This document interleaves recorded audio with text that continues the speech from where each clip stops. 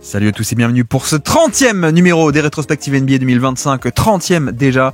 Et aujourd'hui c'est un choc entre l'Est et l'Ouest, la première équipe, la meilleure équipe à l'Est, les Cavaliers malheureusement sans Mobley, et de l'autre côté une des meilleures équipes à l'Ouest, top 2, top 3 je crois au moment où ce match se passe mi-janvier, les Houston Rockets, et on commence directement, pick and roll, ça va switcher sur l'action ici avec Jarrett Allen qui va prendre Jalen Green. On te stoppe, l'accès au panier est bloqué, donc il prend le pull-up à 2 points. Niveau défense, on est content. Alors niveau attaque aussi, puisque le tir est rentré. Mais voici première possession. Et puis de l'autre côté, un double écran. Regardez qu'est-ce qui se passe. Écran vers la droite et on rebascule en fait de l'autre côté pour un dribble and off, un jeu de main à main. Et dans un fauteuil, Mitchell peut scorer. Alors ce qui est intéressant, c'est qu'on a deux écrans. Ici une option pour la droite pour Garland. Ici une option pour la gauche avec Max Strus. En l'occurrence, il va à droite, pas de problème. Mais regardez, c'est Max Strus qui va plonger au panier.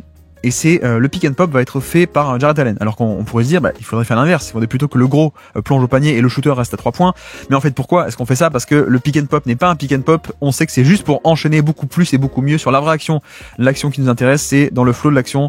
Enchaîner avec ce jeu de main à main. Et en effet, vous voyez à quel point ça marche, parce que en fait sur le premier écran, Sengun va être occupé côté droit du terrain, il reste bas, il reste en drop, et donc sur le renversement de jeu, il est un peu en retard, il est un peu bas, donc on peut enchaîner avec ça. Et regardez, personne devant Mitchell, donc dans un fauteuil, plein d'espace pour Mitchell, l'attaque des Cavs qui est très excellentissime pour l'animation et la création d'espace. Et puis de l'autre côté, une empty action qui va libérer un roll au panier ROLL pour Sengun. Et alors, pourquoi c'est intéressant? Parce qu'on fait exprès une empty action. Empty, c'est le corner qui est vide, littéralement empty. Et donc le but c'est quoi? C'est que y ait personne ici, ni attaquant, mais donc ni défenseur. Donc quand Van Vliet prend l'écran, alors excellent écran en plus de la part de Sengun. Ici même, donc Garland pris dans l'écran, séparation est faite, Jarrett Allen est obligé de step up pour stopper, donc deux défenseurs sur Van Vliet qui fait la pocket pass. Regardez, au moment où Sengun capte la balle, il n'y a pas un défenseur ici qui potentiellement peut faire en un pas venir aider, non, il est totalement libre.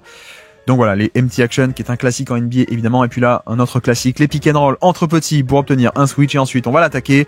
On l'attaque Mitchell face à Jalen Green qui mord sur la feinte et de lancer franc. Voilà, ça c'est très très basique.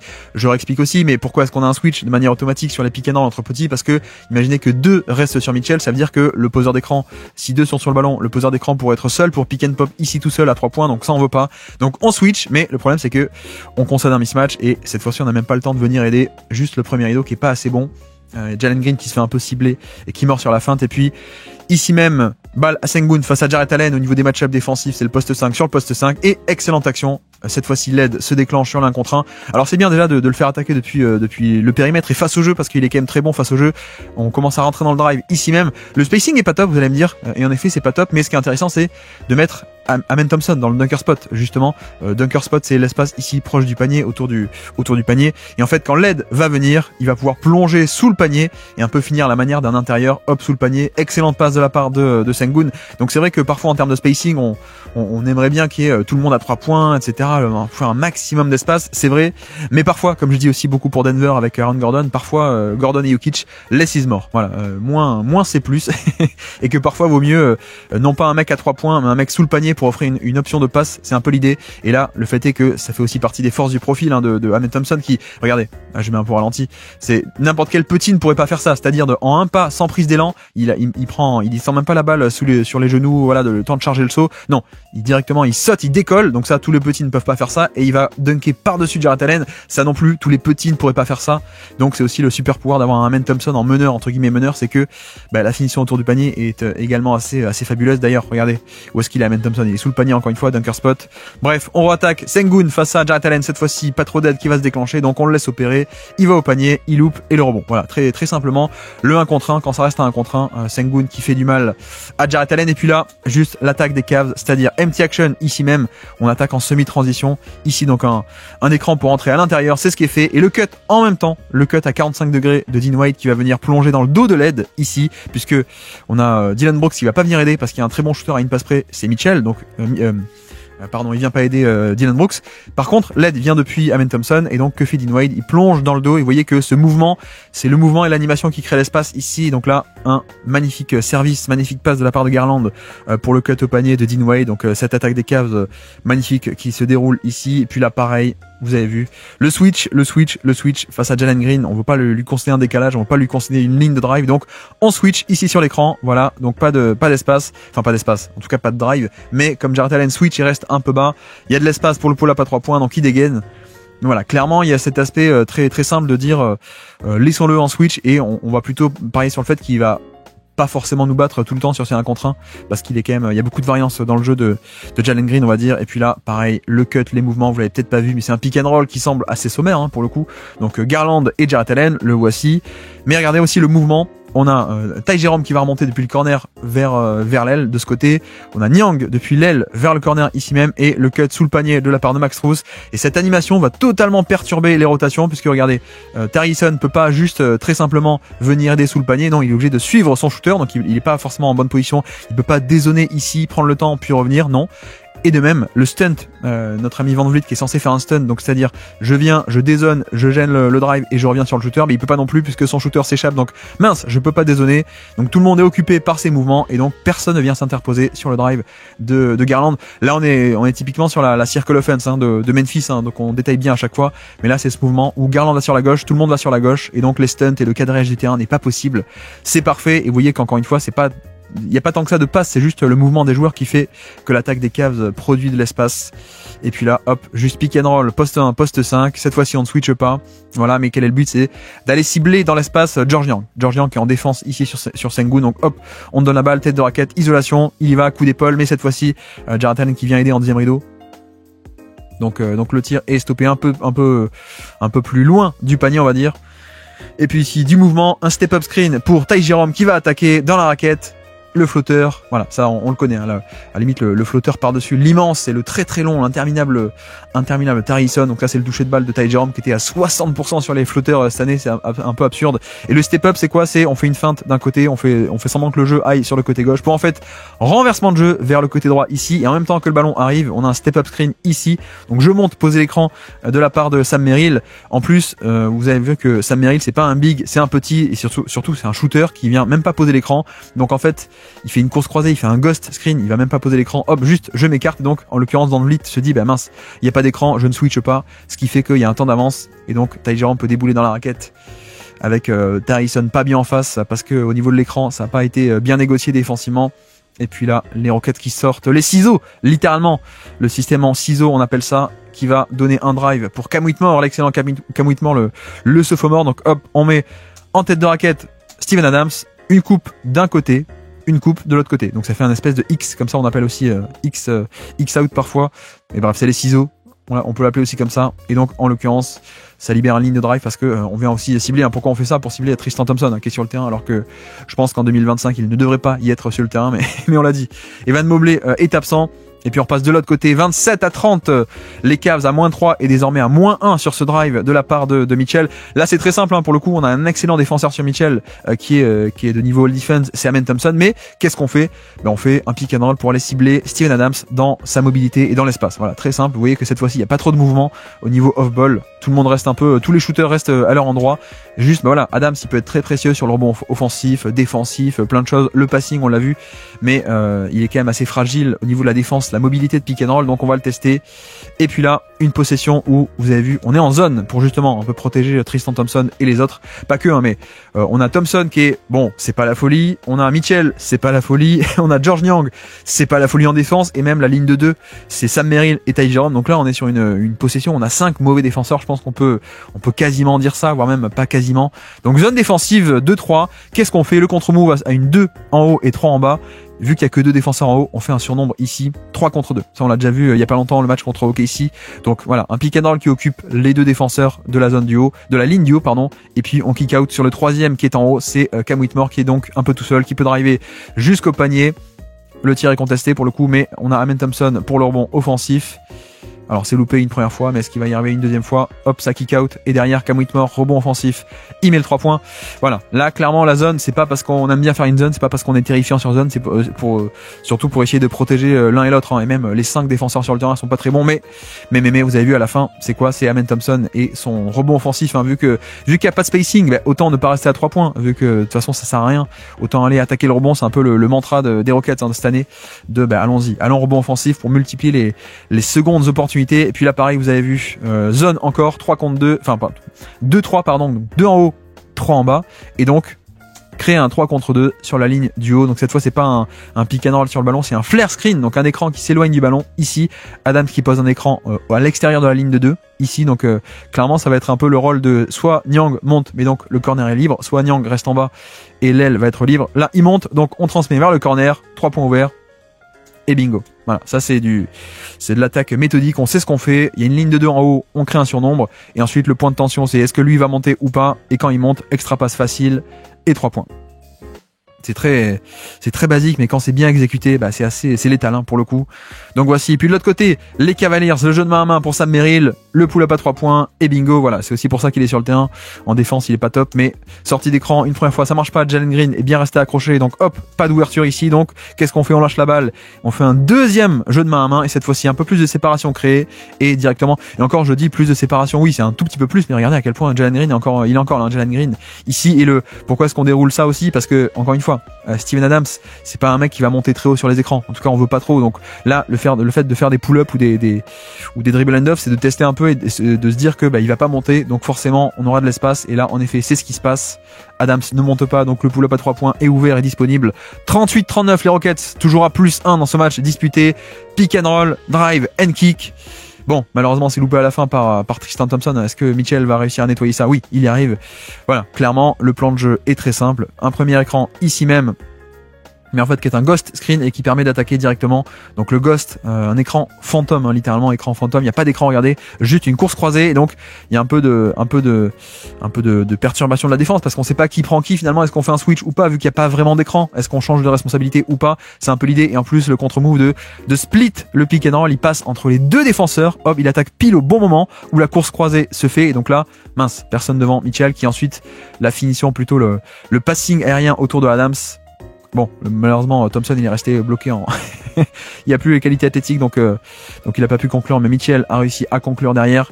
Et puis de l'autre côté, toujours la zone, vous avez vu cette zone 2-3, on travaille, et cette fois-ci, c'est du passing au milieu de la zone pour un dunk. Alors, le dunk est loupé, malheureusement, mais heureusement, c'est nettoyé derrière par Jason Tate, mais voilà, ligne de 3, ligne de 2.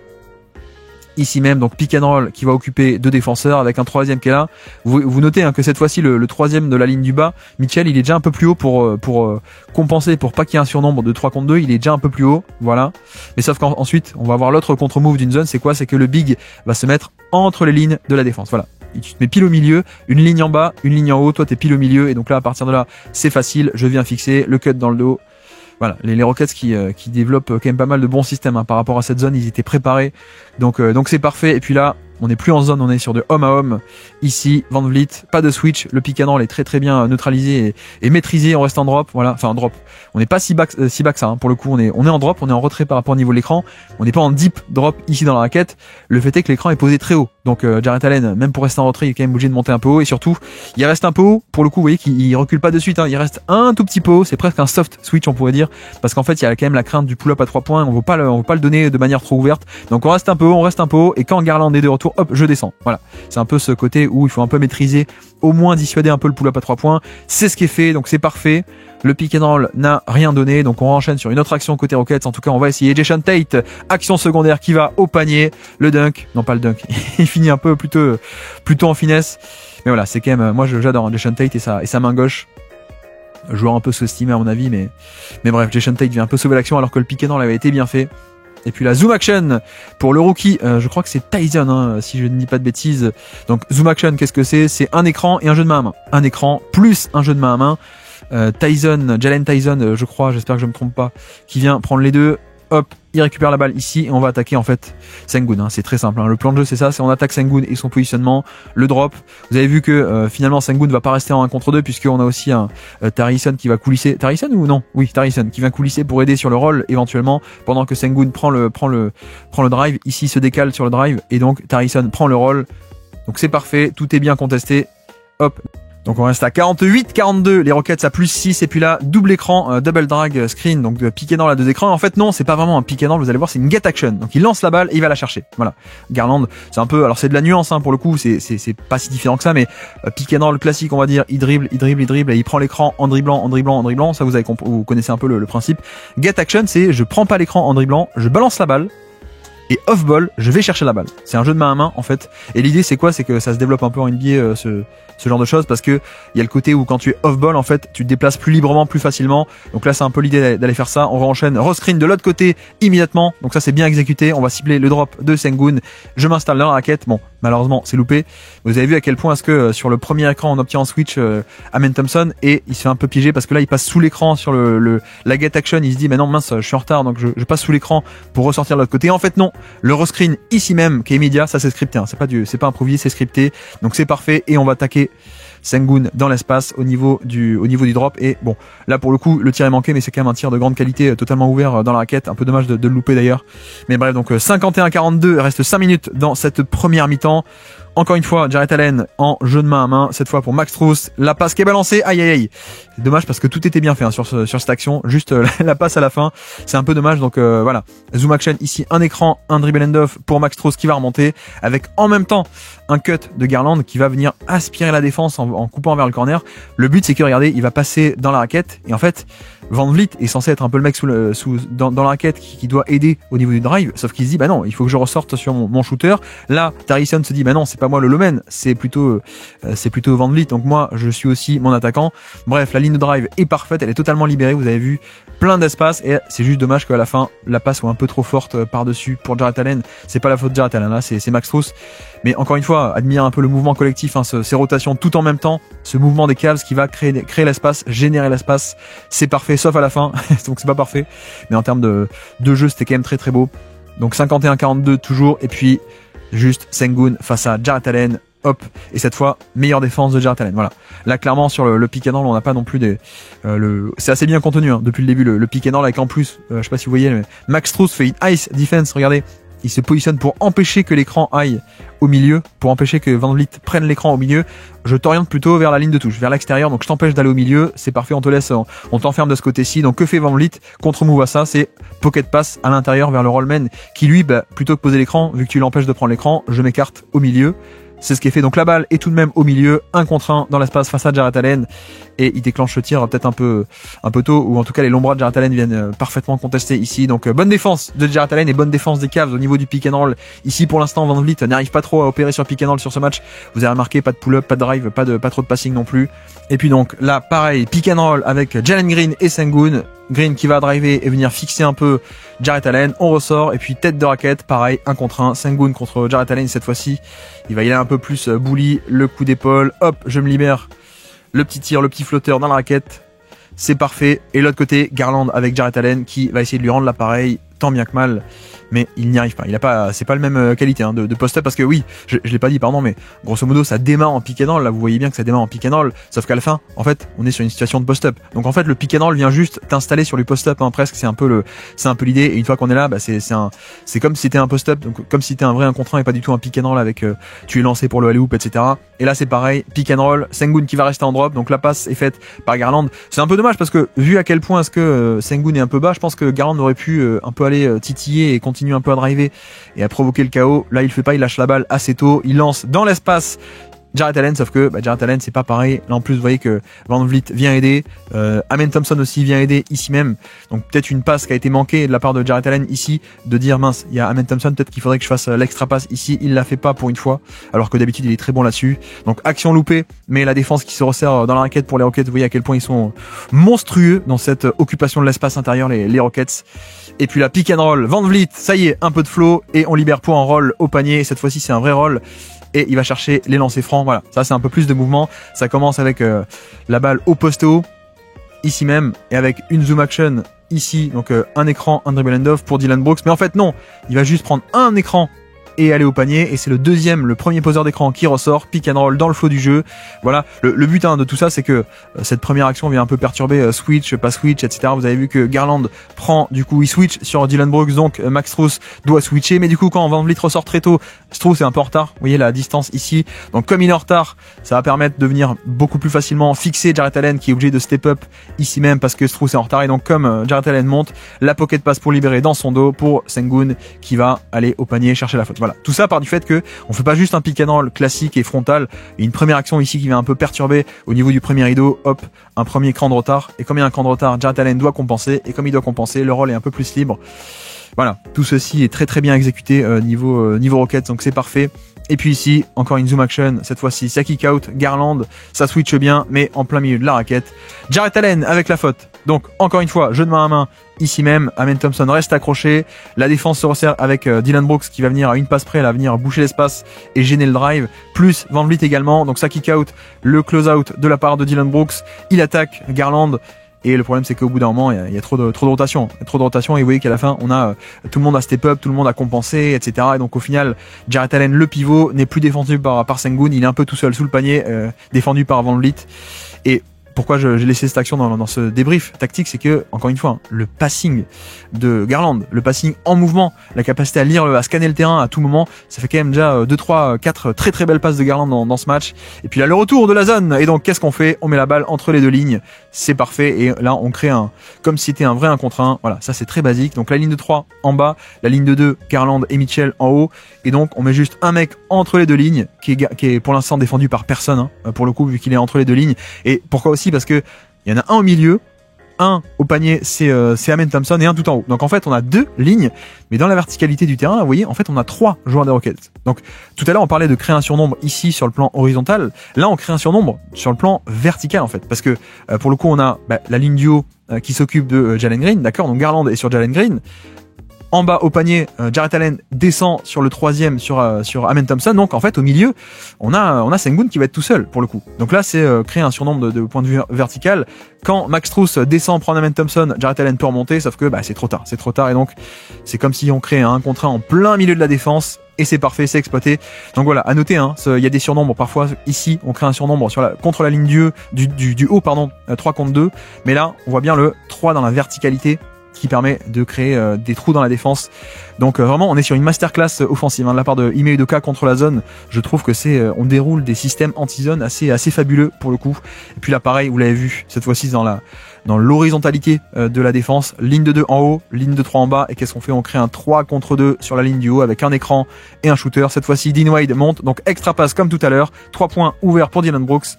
C'est loupé, mais rappelez-vous, tout à l'heure, on avait fait pareil, même système, et à la fin, Cam Whitmore avait mis un 3 points dans le corner ouvert. Là, le 3 points n'est pas mis, mais le rebond offensif, je crois qu'on a Sengun, qui récupère pas la balle.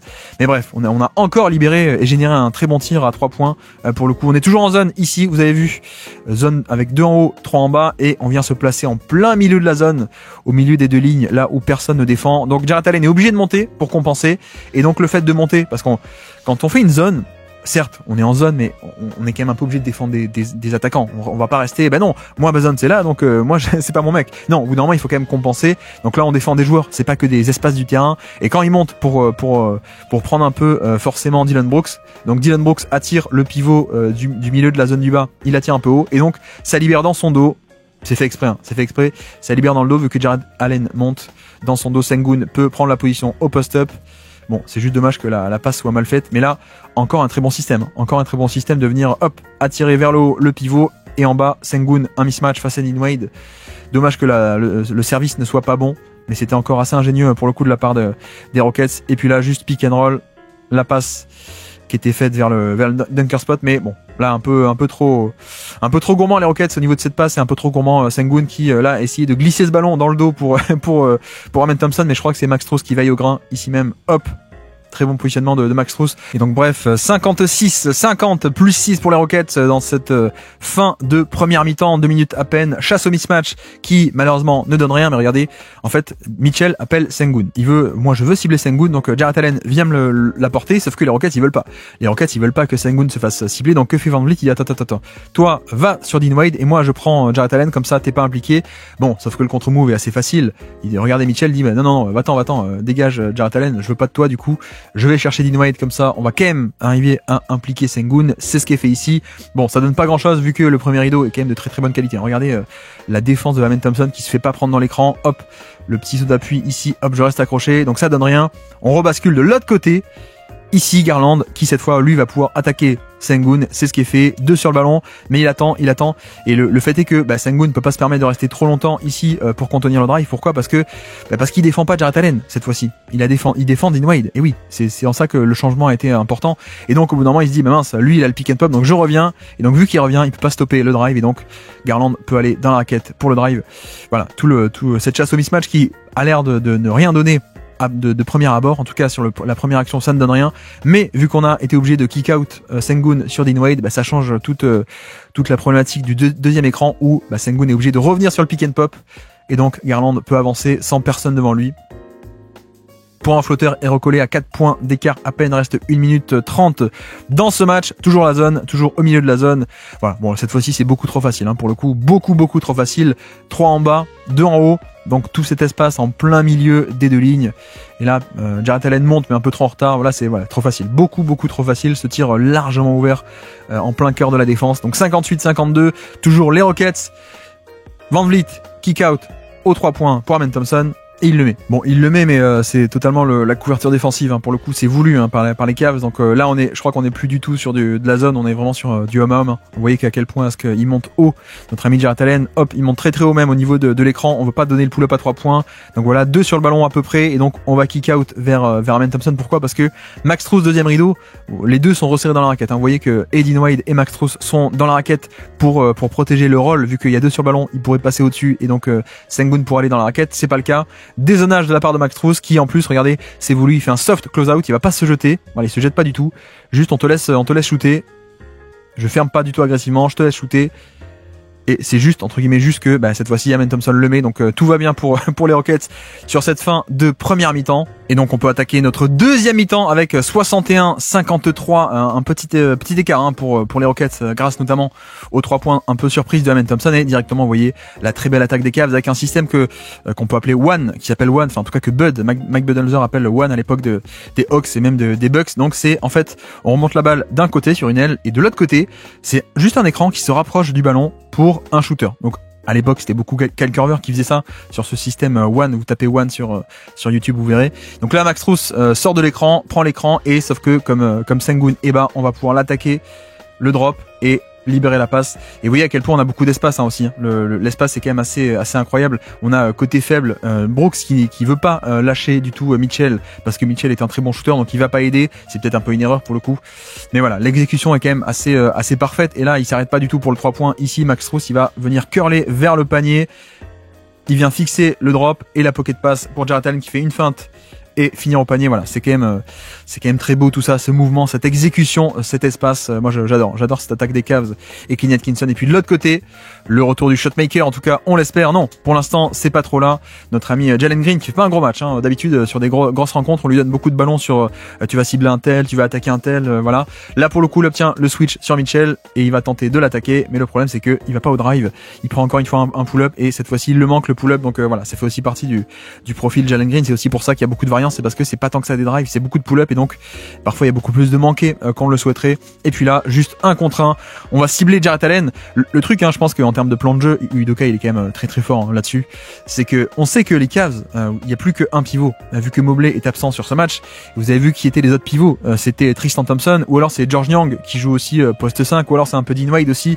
Enfin bref, là le play call en début de mi-temps de faire 1 contre 1, c'est de tenter. Est-ce qu'au passage on pourrait avoir soit un panier, soit sinon, est-ce que si on pouvait arriver à provoquer des fautes de la part de Jarrett Allen et le mettre en problème de faute, en foul trouble, si on y arrive, ça pourrait être génial parce que du coup les Cavs pourraient jouer une deuxième mi-temps sans pivot. C'est un peu l'idée. Donc voilà, le play call, le secret de ce play call se trouve ici à mon avis. Et puis en plus sur le rebond offensif, deuxième chance, deuxième tentative. Jarrett Allen fait bien attention à pas faire faute, mais sauf que la puissance de Sengun est quand même beaucoup trop forte. Donc panier pour les Rockets, mais heureusement pour les Cavs, pas de faute. Mais clairement il y a un aspect où Jarrett Allen va se faire un peu cibler, je pense, sur cette mi-temps. Et puis la pick and roll avec encore une fois ce mouvement, le mouvement. Garland qui va couper vers le corner en même temps que le pick and roll, ce qui fait que le low man sous le panier, c'est Van Vliet. Mais qu'est-ce que je fais ? Est-ce que je reste ? Est-ce que je dézone pour protéger la raquette ou est-ce que je vais vers le shooter ? C'est un peu le dilemme. En l'occurrence là, pas besoin puisque Mitchell va directement sous le panier. On attaque le drop le positionnement très bas de la part de Sengun. On laisse venir. D'ailleurs, regardez, est-ce qu'il y va pas à fond la caisse, Mitchell, il attaque un peu et puis ensuite il met il met son défenseur in jail comme on dit, donc en prison. Hop, je te garde derrière moi, je bloque, je verrouille la position et puis je re-attaque un peu plus rapidement. Je vais finir au panier. Donc le pick and roll qui marche très bien. Puis d'ailleurs, vous voyez, encore une fois Sengun face à Jarrett Allen. Et si on pouvait provoquer une faute, ça serait quand même pas mal. Feinte de Draymond Green, finalement, j'attaque le panier, je kick out et 3 points. C'est magnifique parce qu'en plus là il attaque pas directement en post-up parce que Dean Wade venait dézoner et venait occuper l'espace, plus Garland aussi que vous voyez ici. Donc là Bon, il y a pas trop d'espace, je vais pas attaquer. Je fais mine que je ressors pour le dribble end-off. En fait non, je re-attaque le panier. Donc Jarrett Allen est un peu, il est plus pile devant, il est pas en bonne position. Donc je re-attaque, les aides viennent au panier, kick out ensuite quand j'ai fixé 3 défenseurs, 3 points, bim bam boum badaboum. Et puis ici, le retour de la zone, vous la voyez très très bien. Donc 2 en haut et 3 en bas, là l'image est parfaite. Donc Sengun va se placer entre les deux lignes. C'est un peu l'idée, est-ce qu'on va arriver à lui donner la balle? Oui, on y arrive. Et finalement, la zone ce qui est intéressant, c'est que pour le coup, on n'a pas Strauss qui monte ici sur Sengun et qui donnerait donc totalement libre Amen Thompson. On a surtout Mitchell qui va descendre. Et donc ça va tout changer puisque hop, la zone se déforme et de la bonne manière cette fois-ci. Et donc on arrive un peu à enfermer ligne de fond, le ballon, voilà, et ensuite on provoque la perte de balle quand tout se resserre avec, vous avez vu, Dean Wade qui vient totalement, voilà, on parle de zone, mais comme dit, même dans une zone, on défend des joueurs surtout. Donc là, quand il y a un cut qui est fait et quand il y a un cut qui vient, on le couvre surtout. Donc perte de balle, la zone qui marche, de nouveau le retour de la zone, 2 en haut, 3 en bas, on la voit bien. La voici, elle va être énorme sur ce match-là. Et cette fois-ci, on arrive à libérer un dunk au panier, mais Jarrett Allen veille au grain. Alors pour le coup, pick and roll. Notez aussi le pick and roll qui ne se fait pas entre les deux défenseurs, il se fait à l'extérieur. Comme ça, quand Garland est pris dans l'écran, c'est pas comme si Mitchell pouvait récupérer Van Vliet qui driverait sur la main gauche. Ici non, à droite il y a personne pour le récupérer. Donc c'est un peu l'idée de poser un écran vers l'extérieur et puis ensuite ça va plonger au panier au milieu de la zone. Amen Thompson ici, hop entre les deux lignes. Une fois que c'est fait, mais excellent retour de Jarrett Allen ici même pour contrer ce tir qui était quand même plutôt pas mal de la part de Amen Thompson. Et puis on part de l'autre côté en semi-transition. Garland, voilà, allez hop pour Jarrett Allen. La défense n'est pas totalement en place, donc on en profite, on attaque très tôt avec un rythme et avant que le terrain puisse être quadrillé, on attaque le drop, il reste en retrait, donc je peux pénétrer et je peux libérer facilement. Et là voilà, vu que c'est en semi-transition, il n'y a pas un mec depuis le côté fort ou côté faible qui va zoner, qui va venir dézoner pour aider sur le roll, personne ne vient aider, évidemment on n'a pas le temps. Donc un panier facile, le rythme et la transition, la semi-transition qui permet aux Cavs de recoller déjà 64-67, il y avait 10 points d'écart, il n'y en a plus que 3, plus qu'une seule possession d'écart. Et puis là on installe Sengun face à Jarrett Allen, vous avez vu, donc toujours la zone, 2 en haut, 3 en bas, on le fait s'installer et cette fois-ci c'est Jarrett Allen qui monte très très haut. Voilà, ça se déforme bien et comme ça on n'a pas un mismatch, on a poste 5 sur poste 5, ça résiste assez bien. Voilà, donc ça ne marche pas ici, ça se transforme en homme à homme et on force un pull-up de la part de Dillon Brooks. Bon, il le met, ça, t'es un peu obligé de vivre avec pour le coup, mais c'est dommage qu'il l'ait mis. Si vous êtes la défense des Cavs, c'est dommage, mais vous préférez ça plutôt que le laisser en 1 contre 1 totalement libre ou créer un décalage pour Sengun, etc. Un pull-up de Dillon Brooks, on accepte largement. Et puis là, sur une remise en jeu, ligne de touche, vous allez voir Garland qui va curler au panier, mais cette fois-ci, ça ne marche pas. Le cut pour aspirer n'a pas marché. Regardez, on a comment il s'appelle, c'est Bryant, Johnny Bryant, l'assistant, et d'ailleurs Kenneth Kinson aussi qui disent à Dean Wade, attends, viens, fais le cut à 45. Le cut pourquoi? Parce que pendant que Garland remonte, toi il faut que tu descendes. Comme ça, tu vas un peu aspirer la défense et perturber justement le positionnement du lowman, de l'homme qui est dans la raquette, l'homme qui doit aider sur le drive notamment. Donc là, l'idée c'est que en coupant vers l'autre côté, il y a un dilemme qui est posé à Brooks de est-ce que je suis mon shooter ou est-ce que je l'abandonne pour aider sur le drive. Là, il se fait pas aspirer par le shooter, il reste en position et donc en effet, bonne défense du drive et qui bloque l'accès au panier. Donc voilà, c'est un peu ce côté où les mouvements sont là pour créer de l'espace, pour créer la confusion, etc. Mais au bout d'un moment, les défenses d'élite elles vont commencer un peu à s'ajuster et à savoir que il vaut mieux quand même protéger le panier plutôt que se laisser aspirer par un shooter. Donc excellente décision de la part de Dillon Brooks ici. Donc back to back, bonne possession entre le pull-up et la bonne défense ici. Toujours pareil, la zone 2-3, vous la voyez ici, 2 en haut, 3 en bas. Dillon Brooks qui va attaquer. Le cut d'Amen Thompson qui joue en connecteur, qui ressort à 3 points et bim bam boum badaboum. Voilà, c'est quand même génial. On joue de la ligne du haut, donc on joue le 3 contre 2 ici, vous le voyez bien. On crée des surnombres, ça marche pas, on rebascule de l'autre côté et là, je pense qu'il y a un mauvais positionnement de la part de Garland qui est un peu trop vers Green et donc pas assez vers Dillon Brooks qui donc peut attaquer facilement, il y a personne devant lui, il vient un peu fixer Dean Wade et dans son dos coupe Amen Thompson qui ressort à 3 points, extra passe, c'est parfait. Et donc, justement, la zone va évoluer. On n'est plus du tout en 2-3, on va être en 3-2. Alors là, ça se voit un peu sur cette image. Regardez, en fait, la ligne 2-3, avant, on avait Garland et Mitchell en haut et puis les 3 en bas. Là, regardez, Max Strus qui est beaucoup plus haut que d'habitude. Il vient se mettre dans la ligne du haut, clairement. Max Strus, Garland et Mitchell, si vous me croyez pas, vous verrez la position d'après. Mais c'est assez clair ce changement tactique. Et puis dans la ligne du bas, on n'a plus que 2. Et donc le but, c'est que justement, vous avez vu que ici, quand Max Strus est plus haut, le joueur sur l'aile, comme tout à l'heure Dillon Brooks qui avait de l'espace, cette fois-ci il a pas d'espace, en tout cas pas de ce côté-ci.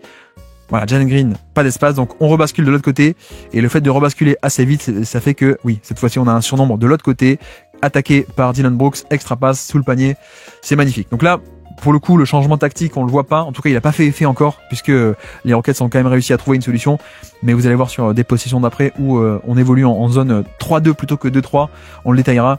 De l'autre côté, l'attaque des Cavs, pick and roll, Max Strus qui va servir au poste bas, Jarrett Allen, voilà, ça c'est très facile avec un jeu de main à main ici qui va venir un peu perturber, en tout cas attaquer plutôt Sengun qui va rester en retrait par rapport au niveau de l'écran. Vu que Jalen Green reste très bien accroché, on n'a pas de pull-up ici en sortie de l'écran, excellente défense de Jalen Green ici même, mais c'est pas grave, Jarrett Allen va s'installer au poste bas et faire un petit move en à peine... en une seconde, un petit move, voilà, c'est pas non plus un gros post-up, mais tout de même. Et puis donc, on y arrive, la zone 3 et 2. On a clairement changé, puisque la zone de 3 a libéré et donné des surnombres dans la zone du haut, ce qui nous plaisait pas. On change, on se met en 3-2, donc 3 en haut, Strus, Garland et Mitchell, et 2 en bas, que sont Dean Wade et Jarrett Allen. Donc là, ça va permettre de ne plus avoir autant de fêlures et de cassures, de brèches tout en haut, sauf que là, vous avez vu que Sengun plonge au milieu de la zone, et regardez ce qu'il dit aussi, il dit à Thompson de glisser en bas, et moi je vais glisser au milieu. Comme ça, on va pouvoir créer un surnombre dans la verticalité, 3 dans la verticalité du terrain, c'est ce qui est fait. Et donc là, on a un espèce de 1 contre 1. Sengun contre Jarrett Allen qui fait faute, en effet. Donc voilà, le problème c'est que il y a toujours ce côté où que tu sois à 3 en haut ou à 2 en haut, c'est pareil. Il y a toujours la faiblesse d'une zone qui est au milieu, il y a personne. Et quand Jarrett Allen vient, en fait, ça crée un contre 1 pour le coup. C'est comme si on avait installé en homme à homme juste un post-up de Sengun face à Jarrett Allen. Donc là, hop. Et puis ici, de l'autre côté, on enchaîne avec un pistol action. On va chercher un switch, on l'attaque. Ça ne rentre pas, mais heureusement, rebond offensif et bien entendu, le flotteur diabolique de notre ami Ty Jerome. Donc très simple, hein, juste pistol action. La balle qui est remontée sur l'aile avec un écran d'un petit.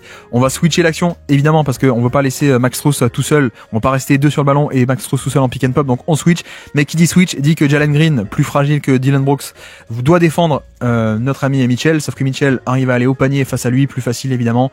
Et derrière, rebond offensif heureusement et panier. Donc 78-71 cette fois-ci et les Cavs qui repassent en une défense de homme à homme. On n'est plus en zone et malheureusement pour eux en tout cas, Jalen Green va aller jusqu'au panier sur une ram action, un ram Spain d'ailleurs. Alors ram action c'est quoi? C'est la vraie action, c'est que Sengun va poser un écran pour Jalen Green, donc c'est ça la vraie action. Et ram c'est que le poseur d'écran, Sengun, reçoit lui-même un premier écran avant d'aller poser son écran. Voilà, c'est un peu l'idée. Et donc en fait Jarrett Allen doit déjà traverser un premier écran avant d'arriver sur le pick and roll, le vrai pick and roll. Voilà, donc ça c'est le pick and roll. Et ensuite l'action du ram, le poseur d'écran sur le ram fait aussi un Spain, donc un écran dans le dos cette fois-ci pour empêcher Jarrett Allen de reculer en drop. Donc voilà, un jeu à 3, on va dire, avec 2 écrans qui libèrent une ligne de drive parfaite pour Jalen Green au niveau du panier. Et cette fois-ci, il le met. C'est quand même mieux les drives que les pull-ups contestés à 2 points, ça je pense qu'on peut le dire. Et puis de nouveau, le jeu à 2 entre Max Strus et Jarrett Allen. Alors malheureusement, il n'y a pas la finition, mais on retrouve un peu ce côté où on a le jeu à 2 qui fonctionne très bien sur des jeux de main à main. Harrison passe sous l'écran, donc cross-screen de l'autre côté. Voilà, on attaque le drop de Sengun qui reste bas. Il est en 1 contre 2. On vient fixer et on libère la passe ici pour Jarrett Allen dans la peinture, la feinte. Et je vais au panier et je sais pas s'il y a faute d'ailleurs. Bon, peut-être, je pense pas qu'il y ait faute pour le coup. En tout cas, bonne contestation et je pense que dommage que Jarrett Allen n'ait pas pu finir parce que encore une fois dans le flow du jeu, c'était quand même très bon. Donc on reste à 80-71, ici même 5 minutes restantes dans ce troisième quart-temps du match. Van Vliet à la baguette, toujours une défense d'homme à homme. Vous voyez qu'on n'est plus en zone homme à homme, donc qu'est-ce qu'on fait? On va essayer de voir si on peut pas lier. On pourrait pas avoir un pull-up, éventuellement un pull-up à 3 points sur le pick and roll. Cette fois-ci, Jarrett Allen en effet est un peu bas, donc le pull-up à 3 points est ouvert. Contrairement à d'habitude où Jarrett Allen était un peu plus haut en soft edge, et donc me maîtrise un peu plus l'espace. Là, c'est pas le cas, il est un peu bas, donc on dégaine le pull-up à 3 points. Bon, c'est loupé, mais pour une fois, Van Vliet a eu au moins le tir qu'il voulait. Et puis là, juste un écran, des écrans pour obtenir des switches. C'est ce qu'on a réussi à faire. Et puis, on fait attaquer Mitchell contre Sengun. On va au panier, on prend la faute et le end one. Voilà, donc très très simple.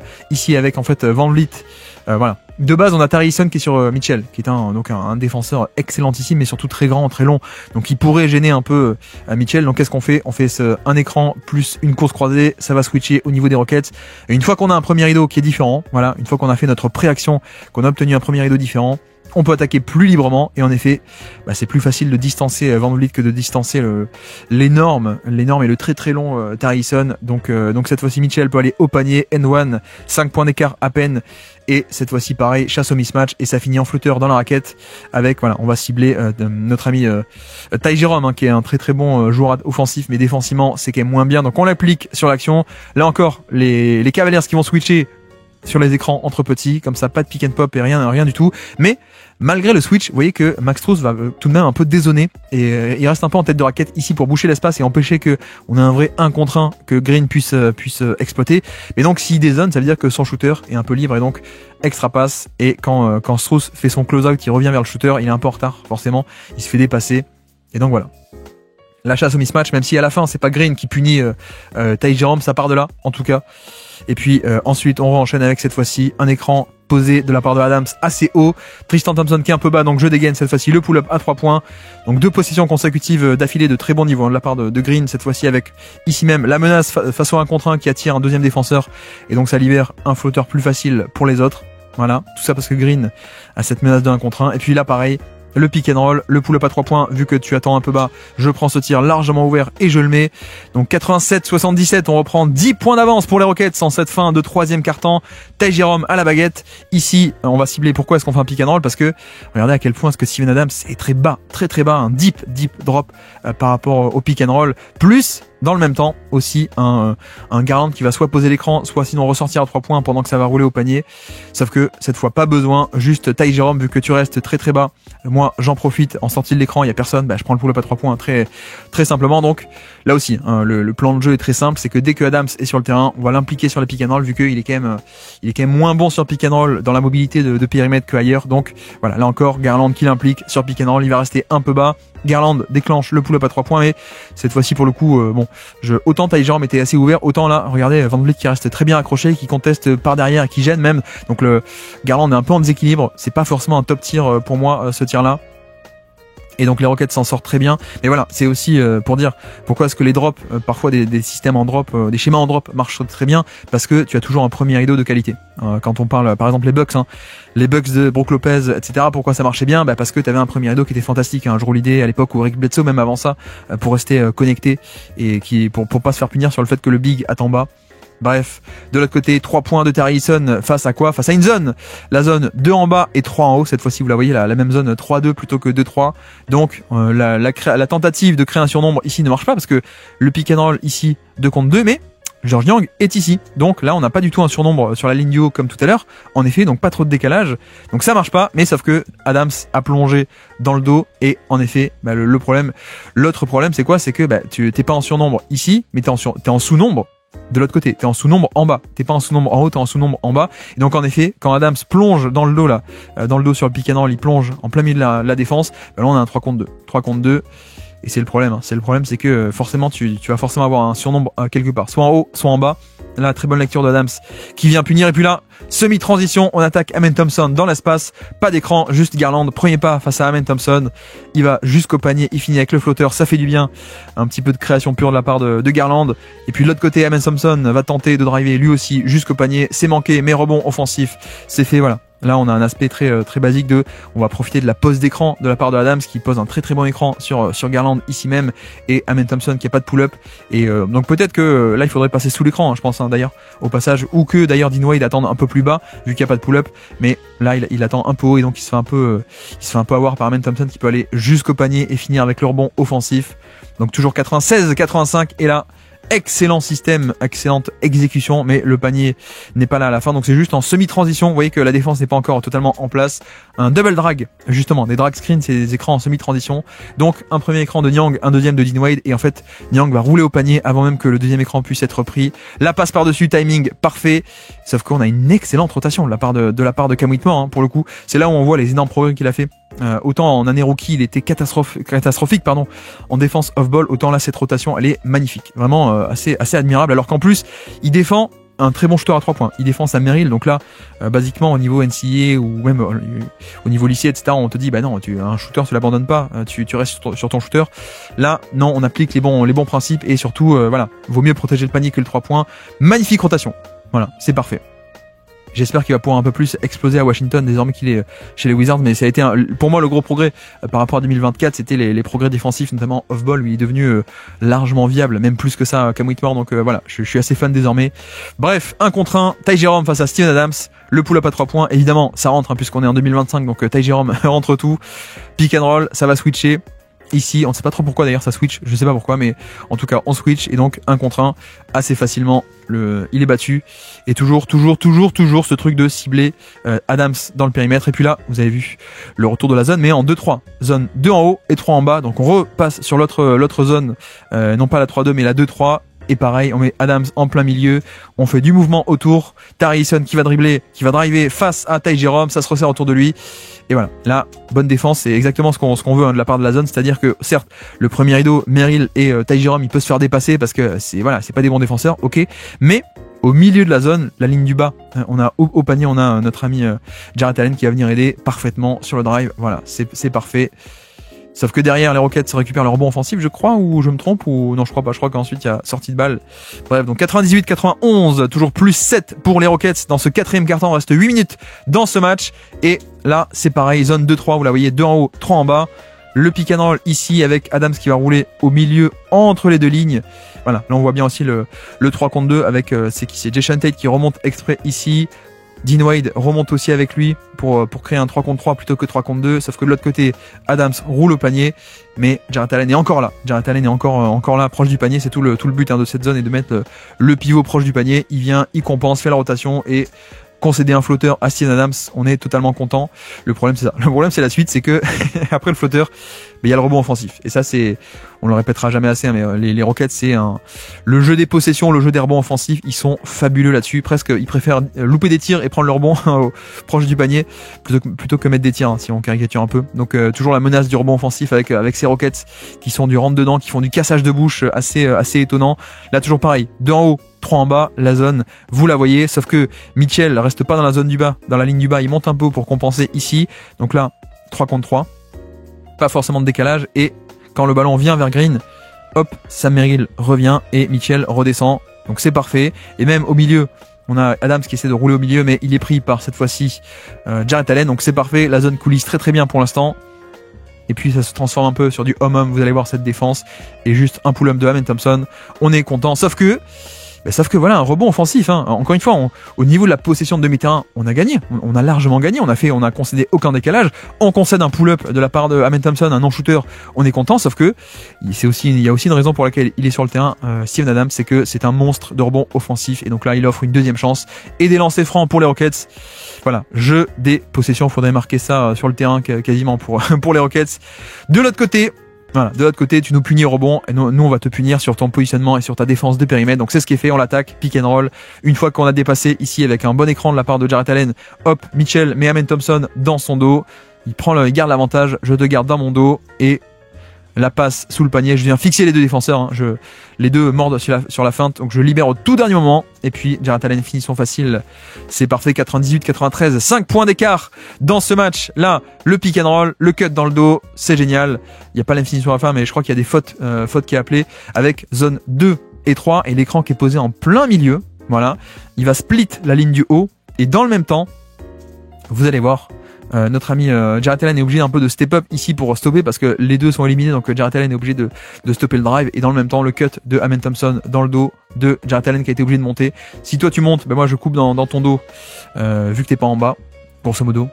Donc c'est ce qui est fait, lancer franc pour les Rockets ici même, et puis de l'autre côté pick and roll, Ty Jerome sur la main gauche, le flotteur main droite, pour une fois ça rentre pas, mais c'est aussi Jarrett Allen lui-même avec le rebond offensif. Donc voilà, toujours cibler la défense de périmètre et le pick and roll de notre ami Steven Adams, le mettre à mal, et cette fois-ci le rebond un peu favorable à Jarrett Allen pour nettoyer et pour mettre ce 2 points. On est à 95-98, 3 points d'écart à peine, et encore une fois les Rockets qui plongent en plein milieu de la ligne de 2. Il va plonger comme Van Vliet tout à l'heure, la position d'avant. Jalen Green va plonger en plein milieu, il va essayer de split les deux défenseurs de la ligne du haut, ce qui va forcer quelqu'un à venir compenser, en tout cas c'est un peu l'idée. Et comme Jarrett Allen vient, mais il vient un peu en retard, le layup est libre au panier, mais heureusement le layup ne rentre pas. Donc là pour le coup, il manque un peu de toucher et de finition à la fin parce que là le layup était quand même de qualité, hein. Ici même Jarrett Allen va contester mais un peu en retard, donc là le layup était de qualité, c'est juste entre guillemets on est main gauche et qu'il le met pas. Green c'est un peu dommage, mais encore une fois cette tactique de passer entre les deux défenseurs, de casser la zone de par le milieu, un peu c'est l'idée. Et puis là, toujours la zone qui se déploie d'un côté, de l'autre. Et voilà, là on est vraiment sur la possession, presque possession rêvée, un niveau zone, c'est-à-dire qu'on t'empêche de pénétrer plein centre, on te laisse ronronner à l'extérieur, c'est un peu l'idée. Et quand ça bascule de l'autre côté, même Sam Merrill vient aider sur le 3 points. Voilà, le ballon n'a pas touché la raquette de cette possession, c'est exactement ce qu'on veut. Surtout d'ailleurs, je précise, surtout face à cette équipe des Rockets qui n'a pas de bons shooters à 3 points. C'est pas comme si on faisait une zone face aux Cavs justement ou face à d'autres équipes qui sont géniales à 3 points. Les Rockets, tu peux te dire que dans la majorité des cas, des shooters à 3 points, il n'y en a pas des masses, donc ça pourrait être un tir qu'on accepte largement, même un tir assez rentable à concéder. Donc c'est un peu l'idée. Toujours la zone, ici, on essaie de la modifier, on essaie de la faire bouger, kick out de l'autre côté, mais vous voyez que, encore une fois, ça finit avec un 3 points pour Amen Thompson. Donc là, la balle progresse un peu, au moins, dans la raquette, mais, ça finit sur un 3 points de Thompson, donc on est quand même content. Et derrière, en plus, on vient protéger le rebond. Excellente action de la part de Sam Merrill ici, puisque Adams avait battu Jarrett Allen, et regardez, le petit Sam Merrill qui va venir à courir, aider sur le rebond, sinon Steven Adams, il l'avait. Donc superbe stop défensif là, des stops consécutifs pour la défense des Cavaliers avec leur zone qui arrive à laisser les Rockets dans le périmètre. Et puis de l'autre côté, un peu dommage, Mitchell qui va attaquer Adams, sauf que Adams va plutôt bien coulisser ici même, il va rester en drop, en retrait. Voilà, on laisse venir. Mitchell qui était sur la main gauche qui va repasser sur la main droite, il va snake de l'autre côté, hop, il fait le serpent littéralement, hop, je reviens, je snake main droite, sauf que la finition elle ne rentre pas. Et vous voyez la bonne contestation au panier de la part de Adams. Plus le rebond à la fin avec Amen Thompson qui se fait babattre par Jarrett Allen. Donc bonne possession défensive, là encore 98-97, on reste à plus 1 pour les Rockets. Sam Merrill à la baguette, Garland est de retour sur le terrain, le drive au panier. Et 2 points pour que les Cavs reprennent l'avantage dans ce match en sortie de temps mort. Juste un curl avec un écran entre petits et le fait que Garland enchaîne directement. Vous voyez que d'ailleurs l'écran n'est même pas posé. C'est un peu le but, on le dit à chaque fois, mais avec ces shooters d'élite, il ne pose même pas l'écran. Et donc il y a un peu ce côté de qu'est-ce qu'on fait? Est-ce que vu c'est comme s'il y avait un écran, est-ce que Jalen Green doit switcher et prendre Garland, ou est-ce que comme il n'y a pas d'écran, bah non, je reste sur mon shooter vu qu'il n'y a pas de contact, il n'y a pas d'écran. Pas de contact veut dire pas d'écran. Donc là en l'occurrence Green il fait le choix de bah non, vu qu'il n'y a pas d'écran, je reste sur mon shooter. Sauf que Van Vliet, lui, il a un temps de retard. Donc le switch est loupé et donc Garland peut aller très facilement dans la raquette, finir. Voilà, c'est Ghost Screen, c'est des écrans fantômes qui sont une arme anti-switch assez fabuleuse. Et puis là, vous avez vu 3 contre 2 contre la ligne du haut. Et encore une fois, Green qui essaie de passer entre les deux défenseurs, pour le coup. Le contre-move qu'on a vu de passer, de split les deux défenseurs. Sauf que cette fois, Garland, il s'y attend et donc il met la main. Voilà, il a quand même vu que 3-4 fois ça s'est fait comme ça et donc il va scorer de l'autre côté. Rebond offensif de Sam Merrill en transition. 101-98, cette fois-ci c'est les Cavs avec 4 minutes 40 à jouer. Les Cavs reprennent la main dans ce Money Time alors qu'ils étaient menés de 10 points il y a pas longtemps, mais ils ont repris la main sur ce match. Toujours la zone 2-3 qui marche très bien. On donne la balle face à Jarrett Allen qui est obligé de monter pour compenser. Donc 1 contre 1, Sengun face à Jarrett Allen. Non, on le joue pas. On redonne à Jalen Green le pull-up un peu ouvert et c'est loupé. Mais rebond offensif de la part de Amen Thompson. C'est encore une fois c'est cette question du rebond offensif qui est quand même primordiale dans l'attaque des Rockets. Il vient sur nombre, hop au rebond, je pique ce ballon, je ressors 3 points de Jalen Green qui est manqué une nouvelle fois et en plus faute qui est sifflée, mais contre qui? Non, la faute elle est contre les Cavs justement avec après le rebond, on n'a pas du tout les bons match-up et donc Sengun qui va résister au box-out, au mauvais box-out de Dean White qui est plus faible, hein, moins costaud. Donc faute. Les Rockets gardent la possession donc grâce à la rebond offensif par 2 fois. Rebond d'Amen Thompson plus faute sur le box out et puis là juste 1 contre 1. Je vais au panier. Le panier plus la faute ou pas d'ailleurs? Faute offensive dit l'arbitre. Faute offensive, regardez, il le dit ici. Voilà, donc là pour le coup, c'était toujours je crois qu'on n'est pas en zone, hein, pour le coup. On est en zone ou pas? Un peu bizarre cette configuration. J'ai pas l'impression. En tout cas, 1 contre 1. Il attaque au niveau de la puissance et je crois qu'il y a un hook qui est appelé au niveau du bras comme H-O-O-K. Vous savez, un espèce de crochet, il fait un crochet avec le bras comme ils disent. Donc là, t'as pas le droit de faire ça évidemment. Donc faute offensive, on reste à 101-98. Les Cavs toujours à plus 3 avec à peine 4 minutes à jouer dans ce match haletant. Les Cavs avec Mitchell à la baguette, un écran, vous avez vu, pour obtenir Dillon Brooks. On attaque le panier, 3 points, Dean Wade, c'est parfait. Et en plus, il le met, c'est bingo. Voilà, il est défendu par Amen Thompson, donc un peu trop bon comme défenseur. On va essayer d'avoir un autre premier rideau. Écran de Sam Merrill, ici pour obtenir un switch. Une fois qu'on l'a, voilà, on fait semblant qu'on va aller chercher Garland. En fait, non, on attaque directement, crossover, on attaque. Et donc, en fait, vous voyez que c'est un très bon défenseur, hein, Dillon Brooks, mais il s'attendait à ce qu'on aille de l'autre côté. Et donc, en fait, il tourne la tête d'un côté et Mitchell, pile à ce moment-là, crossover. Et donc, Dillon Brooks n'est plus en face. Drive and kick quand l'aide arrive. C'est parfait. Et donc 104-98, les Rockets qui sont en train de bloquer offensivement. Les Cavs reprennent la main. Ils sont désormais à plus 6 dans ce match avec la zone qui marche et l'attaque qui marche aussi. Et puis aïe aïe aïe, gros tir. Là, énorme tir de la part des Rockets avec toujours cette zone 2-3. Et vous avez vu le surnombre qui va être créé ici, hop. Avec Green qui va attirer un peu les deux défenseurs à lui. Encore une fois Garland qui est un peu loin malheureusement de son shooter et donc Van Vliet qui s'écarte très secrètement, il s'écarte petit à petit, il s'écarte et donc 3 points ouverts, en tout cas semi-ouverts puisque Garland revient bien mais au moins il y a un peu d'espace pour dégainer. Il le fait, énorme tir pour revenir à peine de plus 6, enfin de moins 6 à moins 3 à peine. Donc les Rockets au contact, il reste 3 minutes à jouer dans ce match-là. On a obtenu le switch, Mitchell cette fois défendu par Jalen Green, le switch a marché, on l'attaque, on kick out quand l'aide est faite, Sam Merrill. Aïe, ça aurait pu être un énorme tir, mais qui est loupé par Sam Merrill, le shooter d'élite. Tout était bien, pour le coup, tout était bien dans l'action. Une fois qu'on a le switch, on le fait placer. Sam Merrill a une passe près de l'action. Et quand Amen Thompson va venir aider, vous allez voir. D'ailleurs, regardez, Sam Merrill, il dit à Dean White, attends, dégage de là, voilà, dégage, va-t'en, fais ton cut, tu dégages, comme ça, dans le corner, je suis tout seul. Et effectivement, il est tout seul sur ce côté-ci, et quand Amen Thompson vient aider, il est tout seul, il coulisse vers le corner, il y a personne. Dans un fauteuil pour un des meilleurs shooters de NBA. Et c'est loupé, c'est dommage. Et donc plutôt que repasser à plus 6, on reste à plus 3 et même égalisation 104 partout. Et là, derrière, Amen Thompson, création de turnover ici, hop, il va dévier ce ballon, il va piquer la balle des mains de Mitchell et aller de l'autre côté en transition, prendre une faute. Donc en fait, on aurait pu passer à plus 6 sur le tir de Sam Merrill et en fait, on repasse à 104 et même lancer franc, donc 104 désormais. Énorme turnaround dans cette fin de match, il reste 2 minutes 20 à jouer. Les Cavs qui peuvent un peu s'en vouloir et Sam Merrill peut-être qu'il peut s'en vouloir d'avoir manqué ce tir-là. De l'autre côté, Garland, lui, le tir, il le met. Donc quelle est un peu cette action? Piqué dans l'entrepetit avec Ty Jerome. Voilà.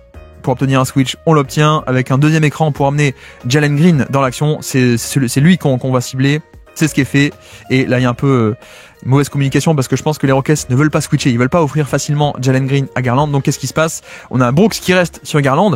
Donc là, Green se dit, si lui, il reste sur Garland, je peux partir.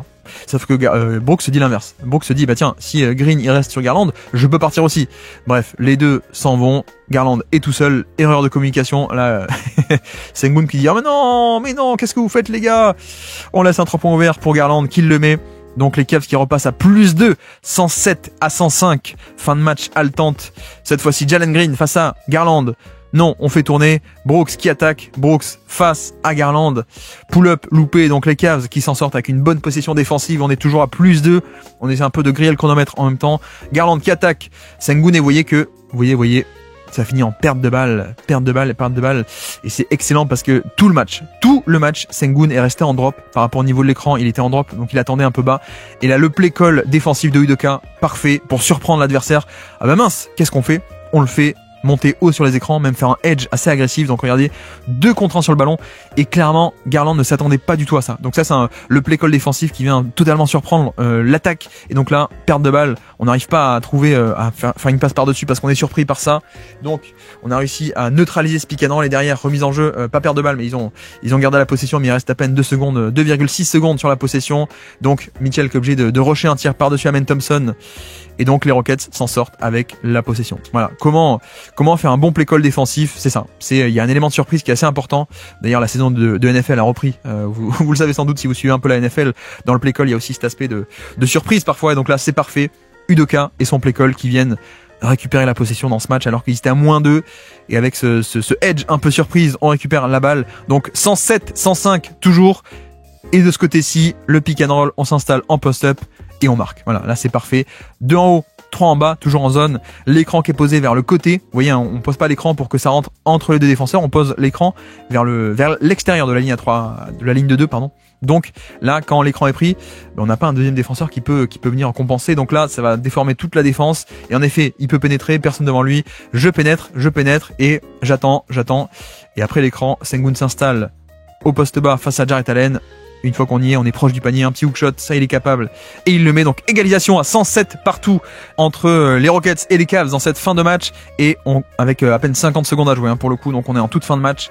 Un écran de la part de Ty Jerome, pourquoi? Pour obtenir un switch, c'est ce qui est fait. On obtient Jalen Green pour Garland. Et une fois qu'on a ce switch, on n'a plus Van Vliet qui est un bon défenseur, on a Jalen Green qui est un peu moins fort. Donc qu'est-ce qu'on fait? On va essayer de l'attaquer.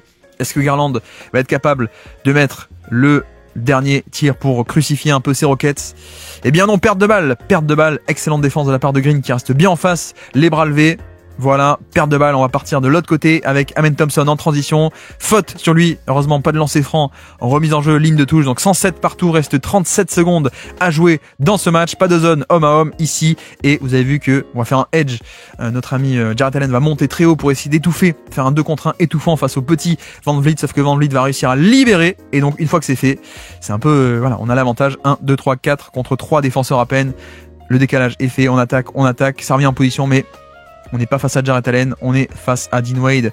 On tente le hookshot.